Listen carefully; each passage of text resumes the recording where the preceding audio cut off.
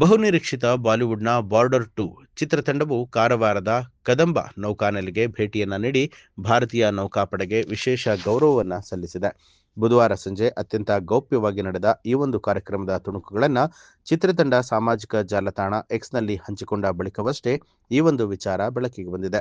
ದೇಶದ ಮೊದಲ ಸ್ವದೇಶಿ ವಿಮಾನ ವಾಹಕ ಯುದ್ಧ ನೌಕೆ ಐಎನ್ಎಸ್ ವಿಕ್ರಾಂತ್ ಮೇಲೆ ನಡೆದ ಈ ಒಂದು ವಿಶೇಷ ಕಾರ್ಯಕ್ರಮದಲ್ಲಿ ಚಿತ್ರದ ನಟರಾದ ಸನ್ನಿ ಡಿಯೋಲ್, ವರುಣ್ ಧವನ್, ದಿಲ್ಜಿತ್ ದೋಸಾಂಜ್ ಮತ್ತು ಆಹಾನ್ ಶೆಟ್ಟಿ ಭಾಗಿಯಾಗಿದ್ದರು. ಚಿತ್ರತಂಡವು ನೌಕಾಪಡೆಯ ಅಧಿಕಾರಿಗಳು ಹಾಗೂ ಸಿಬ್ಬಂದಿಗಳೊಂದಿಗೆ ಸಂವಾದ ನಡೆಸುವ ಮೂಲಕ ಅವರ ಅಪ್ರತಿಮ ಸೇವೆ ಮತ್ತು ತ್ಯಾಗಕ್ಕೆ ಕೃತಜ್ಞತೆಯನ್ನ ಸಲ್ಲಿಸಿದರು. ಇದಕ್ಕೂ ಮುನ್ನ ತಂಡವು ಐಎನ್ಎಸ್ ವಿಕ್ರಮಾದಿತ್ಯ ನೌಕೆಗೂ ಭೇಟಿಯನ್ನ ನೀಡಿತು. ಈ ಸಮಾರಂಭದಲ್ಲಿ ಚಿತ್ರದ ಕೆಲವು ಹಾಡುಗಳನ್ನು ಕೂಡ ಪ್ರದರ್ಶನ ಮಾಡಲಾಯಿತು ಮತ್ತು ನೌಕಾ ಸಿಬ್ಬಂದಿಗಳಿಗಾಗಿ ಚಿತ್ರದ ಟ್ರೈಲರ್ ಅನ್ನ ವಿಶೇಷವಾಗಿ ಪ್ರದರ್ಶನ ಮಾಡಲಾಯಿತು.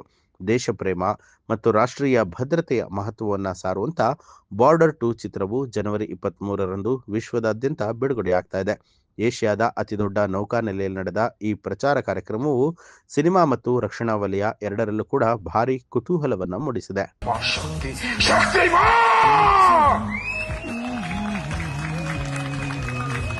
I hope on the 21st and all of you guys go watch the film. You guys will see the brotherhood that we have tried to bring in. For us it's a responsibility. Legacy सिर्फ पापा की नहीं है, legacy armed forces की भी मैं उतना ही carry करती हूँ.